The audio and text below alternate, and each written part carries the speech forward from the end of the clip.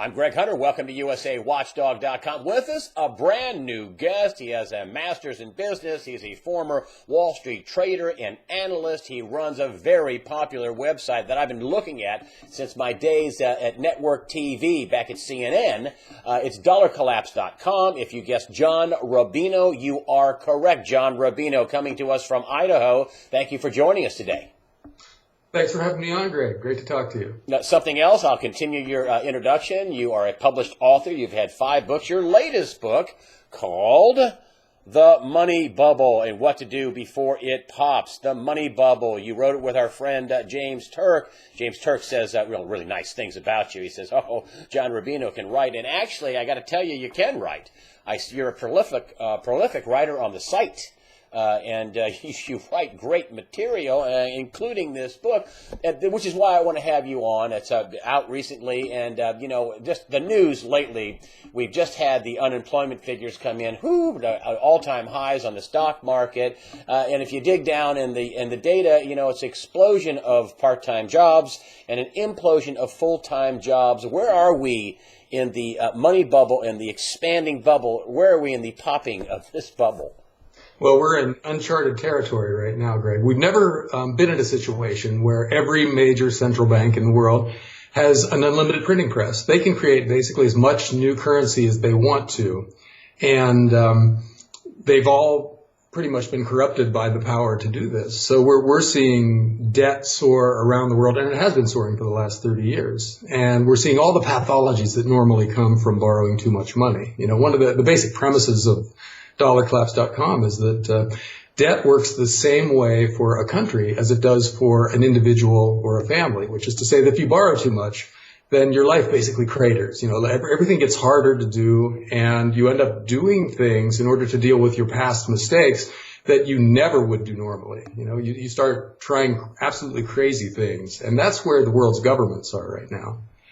They're lying about economic statistics. They're trying experimental monetary policies and fiscal policies that, if you'd asked an economist 15 years ago whether the world's governments would be buying back trillions of dollars of their own debt and pushing interest rates down to zero and into negative territory in some cases, and adjusting their inflation statistics to basically hide the fact that prices are rising and everything that flows from inflation is now happening. Most economists would have said that's crazy. We'll never get to that point. And here we are. We're doing all these things that are essentially con games. And we're doing it at a macro level and getting away with it so far because the printing press is such a great tool for fooling people. But I don't think we can get away with it too much longer. I think people at some point are going to start to figure it out. And then we see everything hit the fan. Then things get really, really crazy. And we're not far from that point. Well, we just had the most expensive 4th of July weekend, 4th of July last Friday. We just had the most, expensive 4th of July. And, we're talking, a few bucks here, a few bucks, but, that kind of, ramps up and bleeds into the rest of your life. So your point about inflation starting is starting. What do you think about the all-time highs in the stock market? I mean, I said on my weekly news wrap-up last week that, Wall Street's delusional. I mean, we have 48 million people on food stamps, a record number of people are on disability. I mean, between those two, it's 60 million people. And, here we have some bogus employment report where all they're talking about is explosion of part-time jobs, because they don't say that. But an implosion of full-time jobs, which I think is a direct function of Obamacare. Every company wants to not pay benefits now. Yeah, well, with each aspect of the economy, you have to approach it from a how are they lying to us point of view. And unemployment is a classic case, because basically, let's say you are an engineer making $500,000 a year. And you lose your job and you go to McDonald's for $10 an hour just to make ends meet. Well, the government counts that as the same thing. They count that as one employed person. And so in their stats, nothing has really changed. Now, let's say you get disgusted with your job at McDonald's and just bail. You just decide you don't want to work anymore and you leave the workforce. Well, the government counts that as a positive thing. The amount of people who could be looking for work just went down. So the unemployment rate goes down. And that's what's happening to us right now. We're seeing fewer and fewer full-time jobs be created, more and more part-time jobs be created, and a lot more people just drop out of the workforce because they're disgusted with their prospects. And if you add all that up, it actually looks better according to the way the government does its statistics. So we're seeing vast increases in part-time jobs and a big drop in full-time jobs. In this last report that was actually presented as a very positive employment report, we saw an increase of $800,000 part-time jobs and a drop of 500,000 full-time jobs. And in any rational world, that's not a good thing. That's not a good trend. When full-time jobs are plunging and more people are just leaving the workforce because they don't feel like they can ever get a good job. But the government presents that as a positive trend. And, we're seeing that in every other aspect of economic statistics right now. Another very non-positive trend is what's going on in the Middle East. I mean, here we have renewed major violence in Israel and with Hamas, the Palestinian Authority, and the Israelis. I mean, we have basically what it apparently looks like, kidnap and murder, and then a revenge kidnap and murder, which is just blowing the place up. The bigger problem is ISIL. Or ISIS, or these Islamic State of Iraq and Syria, and they have basically dedicated or basically laid out a giant swath of both Iraq and eastern Syria, where that's a caliphate. That's our Islamic State, and a lot of people are worried about Jordan going down because they're right there in the middle, and Saudi Arabia is also worried about going down. They are on high alert with their army and troops, and they have funded these people. And then you look at, we're helping the Iranians who are on the terror list as the State Department, and the Russians who were opposed in Syria and Ukraine, in Iraq, and we're going after the Iranians and the Syrians, Assad regime, and the Russians in Iraq. We're diametrically opposed to what Russia's doing in eastern Ukraine. What a colossal mess. Is that cannot help the bubble last. I'm sorry, I went on a long drive there. But so I'm just going to set up to you. What do you think any of those situations can pop this money bubble? Well, turmoil in the Middle East that affects the oil supply is one of the possible catalysts that will blow up the global financial system. We're so deeply indebted now that we're very vulnerable to some kind of an external shock. And oil going to $200 a barrel because we've got a broad-based war in the Middle East that affects the supply of oil from Saudi Arabia and Iran and Iraq would do it. And historians are going to have a field day with our foreign policy as it applies to the Middle East, because you can go back to the 1950s when we sent the CIA in to overthrow a democratically elected leader in Iran and install a dictator. And ever since that time, we've been doing stuff like that, where we go in without really understanding who the players are and what they want, and we support one side. We arm them, we give them the power to win their war.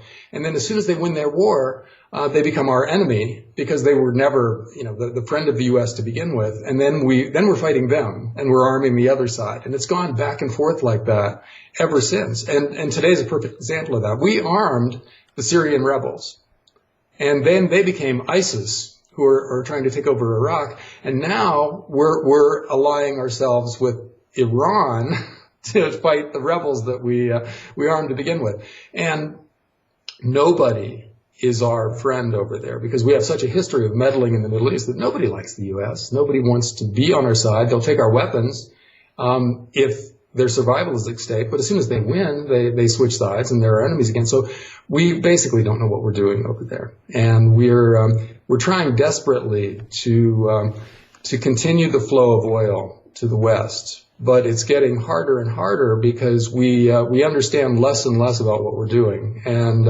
at some point, it's hard to see the Middle East resolving, becoming a placid democratic region of the world that just gives us lots of oil at a fair price or a cheap price.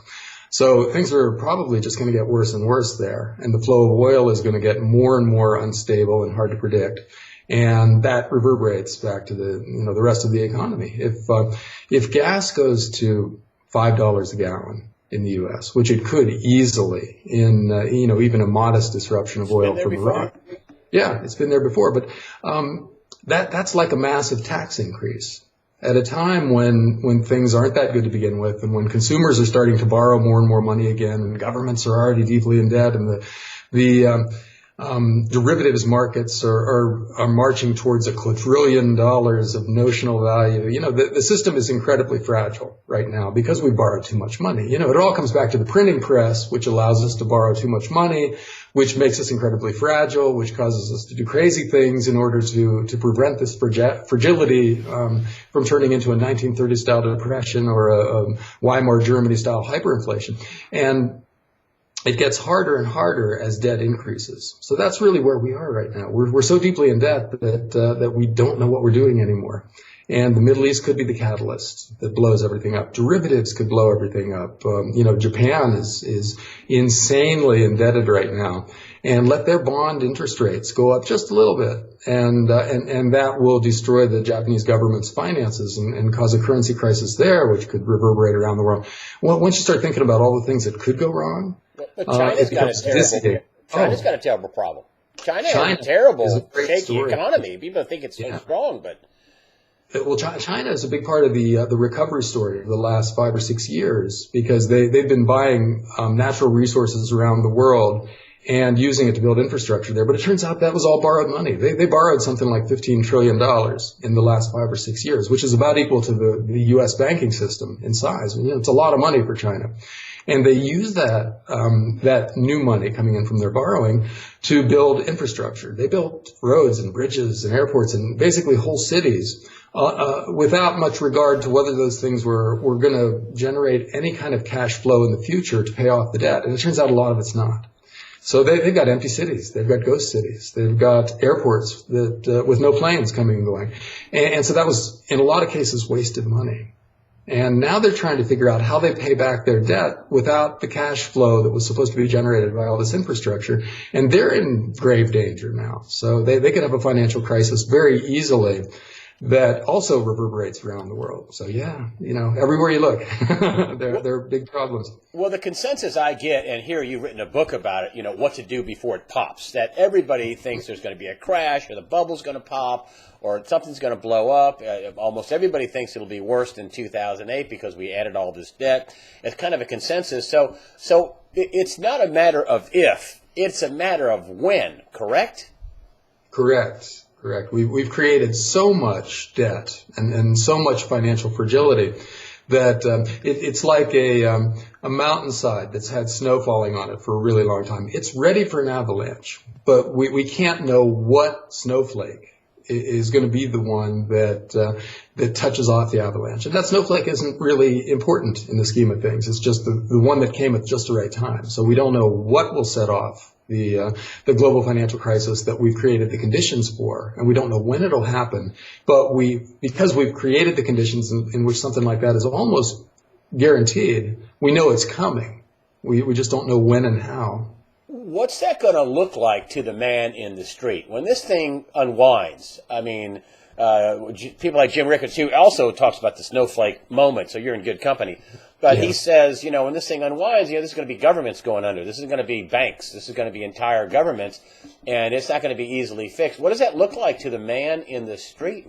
Describe what's going to happen when the president comes on the air some Sunday night and says, "Hey, we're not going to open our banks tomorrow." I don't know when that's going to happen or if it's going to happen, but I suspect something like could happen, that we're not going to open our banks tomorrow, but don't worry, everything's going to be okay. What's going to happen to the most of Americans who are almost willfully ignorant and totally unprepared for any kind of shock to the system?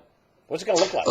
It's going to be pretty horrendous. We don't know the exact shape of it because we don't know whether it'll be a debt-driven deflationary collapse or a currency crisis-driven inflationary spiral. It's going to be something that resolves our debt problems by getting rid of a lot of this debt. But we don't know whether it'll be the debt being gotten rid of by defaults, where businesses fail and they can't pay their debts anymore and people lose their jobs, or by the currency collapsing and prices going through the roof so that maybe you still have your job, But the cost of everything goes up dramatically faster than your income does. So your life gets harder and harder. And it's going to be one of those things, or some variation of the two.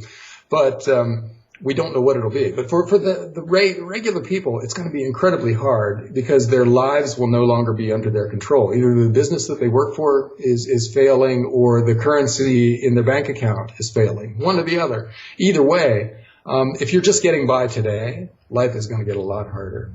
And the really frustrating thing about it is that it's not their fault. You know, it's not the fault of the guy who's going to work every day and who's trying to support his family and playing by the rules, because it's the big systems out there. It's the big banks and the major corporations and the governments who are making the big mistakes. And they're convincing the rest of us to do things we shouldn't do, like take out 8-year car loans or borrow $50,000 a year to put your kid through college and things like that. You know, these are things that normal people wouldn't normally do. And yet we're being convinced to do it because money is incredibly easy and willing to lend us this money. And so they're causing people to make a lot of mistakes, which will come back to bite them in the future. And go ahead. Oh, and it just, it's part of the corruption that inevitably comes from putting a printing press in the hands of governments and the big banks. You know, if you give the banks the ability to create unlimited amounts of money, you know, debt is their product. So it's like giving General Motors the ability to convince people to buy as many cars as possible. Well, everybody would end up having 10 cars with borrowed money if GM was in charge of that. Well, the banks sell debt. So it should be no surprise that everybody in the world, including the governments and individuals, are deeply indebted now because we put that power in the hands of banks. And so we're reaping what we've sown. And there is no real way out of this that's painless. And the only question is, what kind of pain are we going to take? You know, is it going to be a deflationary crash or an inflationary spiral followed by a deflationary crash? And that's almost our only two choices now. We have to get rid of the debt. You can't do that painlessly. So we have to take some kind of pain, some kind of crisis going forward. And the decisions that the guys in charge make going forward will determine whether it's going to be a 1930s style depression or a Weimar Germany hyperinflation. But those are really our only two choices. Well, those are two pretty ugly choices. I mean, and you know, you have dollarcollapse.com and I have USA Watchdog, and you know, I don't know if you've had this, but I'm going to get into the family thing here. You know, I have family members. They know what I do. They don't read my site. They think we're crazy. No matter how many published authors, how many Wall Street professionals, people like you worked on Wall Street. I mean, you're not just some guy in a cave. I mean, you're a former Wall Street with a master's in business, an MBA. And, you know, when the people that line up, such as yourself, Jim Rickards, a former Assistant Treasury Secretary, Paul Craig Roberts, John Williams at ShadowStats.com, it's just, nobody wants to listen that there could be anything wrong. Do you have that same phenomenon that people just won't listen? They won't do anything? They won't even buy any, you know, a few extra weeks of water or food? Well, you know what I get is that most people sense that something's wrong. You know, they don't think the country and the world are being run right, but it's been going on for a really long time. So they're questioning whether the fact that it's gone on for 30 years and that we're 5 years after the big crash in 2009 and things are still basically normal. They're questioning whether it can just go on forever. You know, if it's gone on this long, why does it have to end? Why can't it just keep going on forever? And, you know, they've been hearing these gloom and doom predictions for a really long time, and they haven't played out yet. So I think a lot of people are starting to think that maybe the guys in charge have figured out how to keep this game going forever. And so that's part of why they aren't listening to the really gloom and doomy kinds of predictions anymore. And I get that. You know, it has been going on for a long time. I actually thought 2005 would have been the end, you know, when I wrote a book called The Coming Collapse of the Dollar back in 2004. And I thought maybe there was one more year and everything was going to fall apart. And it hasn't yet. And the reason for that, as it turns out, is that a printing press is an amazing tool for fooling people, you know? Who would have thought? Who would have thought that they'd go to FASB and say, you can value assets whatever you want, phony accounting? Who would have thought they'd drop interest rates to basically zero? Who would have thought that they would be buying, trillions of dollars? They've blown their balance sheet up officially to past $4 trillion, the Federal Reserve. Who would have thought they'd get people like Euroclear over in Belgium to buy Treasury debt, and while they're tapering?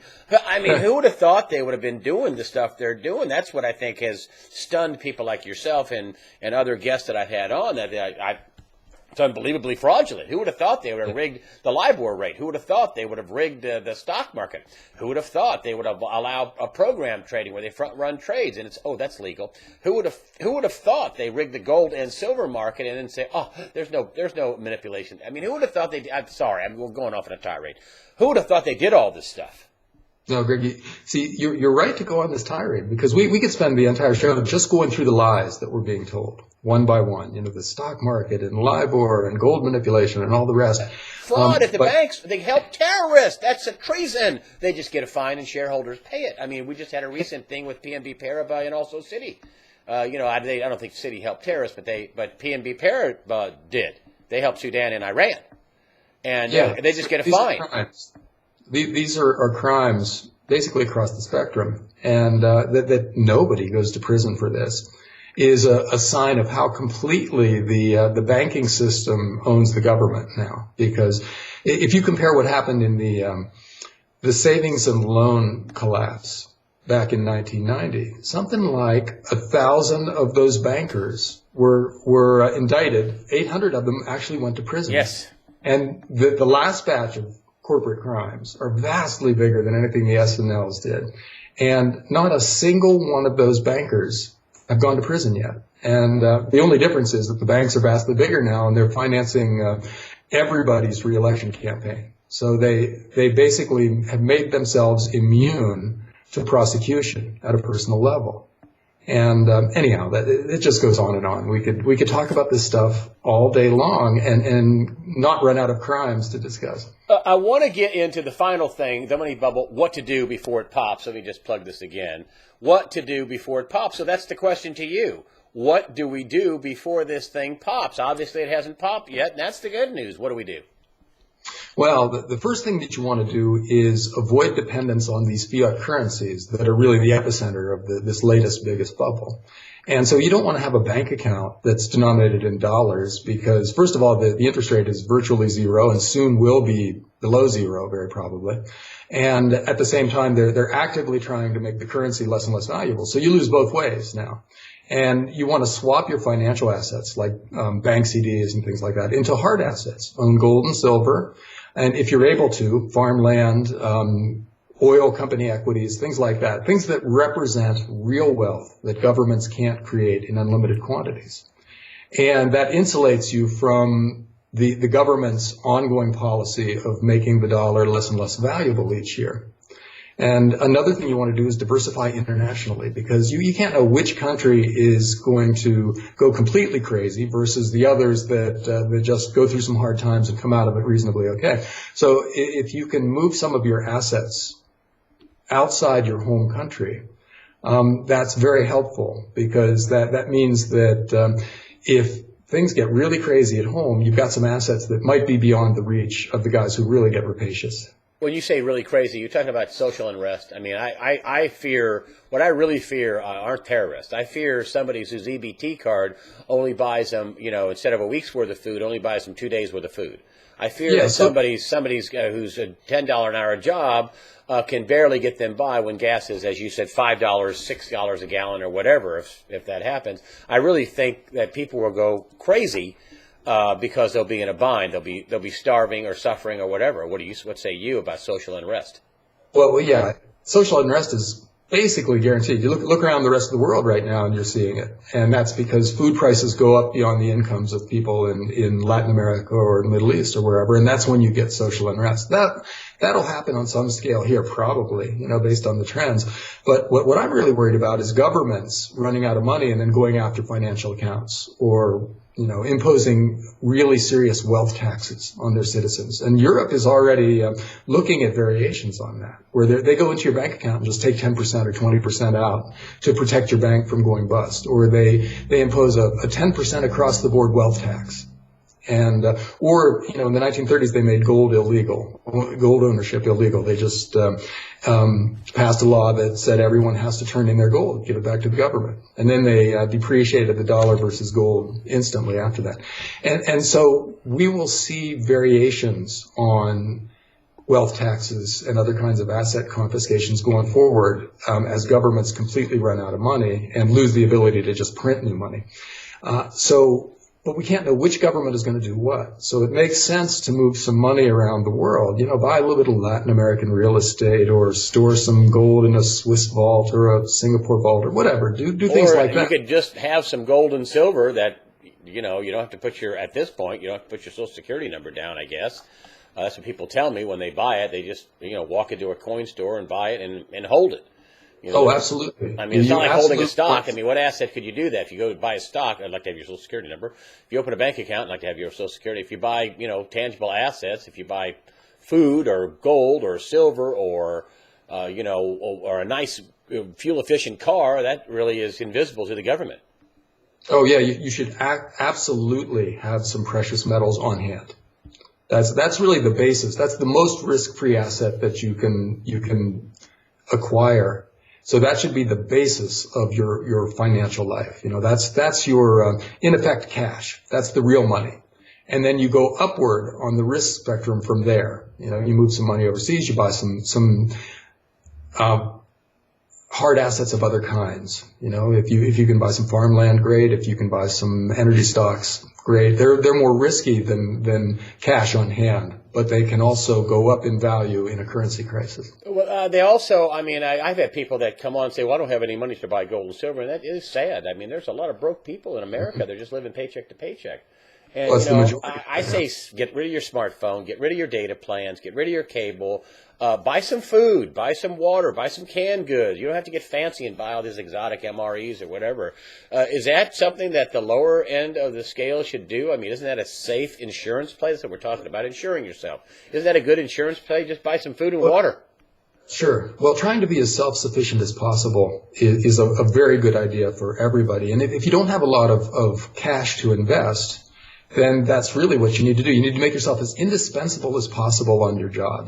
Don't just show up, do what you're supposed to do every day and go home, but figure out what it is that they need and supply it so that if they have to lay people off, you're the last one that goes. And then lower your personal expenses as much as possible. If there's a crisis coming in which your job is at risk and the cost of living is going up, well, you need to lower your cost of living as much as possible and get rid of your debts. Do not borrow a lot of money to put your kids through college. Don't buy a brand new car with an 8-year car mortgage. Don't do those things because they will come back to bite you if times get hard for a couple of years. So just hunker down. See, if you don't have a lot of financial assets, that's obviously that's not a great thing, but in a way it's okay because they're not at risk anymore. If the stock market drops by 50%. People who have a lot of equities are going to get hurt. But if you don't have a lot of stocks, you just pass through that process without too much pain. So you focus on the cost side of the equation rather than the income side, and just try to live small for a while so that you're not hurt by trouble when it comes. Good advice. Live small for a while. I like that. John Rubino, dollarcollapse.com, also the co-author of The Money Bubble, What to Do Before It Pops. The Money Bubble, What to Do Before It Pops. There'll be a link after this interview where you can go to the book buying page for this. John Rubino, dollarcollapse.com. Oh, and incidentally, before we get off, I wanted to say this. Thank you for being nice to me. And when I went on in 2009, you were one of the first sites, because I read you guys all the time. It's still great. Fantastic site, dollarcollapse.com. And you would put my work up. I'd be writing for Jim Sinclair. I'd be writing just for my original site, when I first went on the air. And you were kind enough to put my work up, and I thank you for that, my friend. Thank you for helping me 4 years ago with USA Watchdog and posting my work on your fine site. Thank you, John Rubino. My pleasure, Greg. And you've done great work. I can't believe it's only been 4 years. You've come a long way since then. Well, you were one of the people that helped me. And once again, the Money Bubble, John Rubino, Money Bubble, what to do before it pops. John Rubino, thanks again for joining us today on USA Watchdog. Thanks, Greg.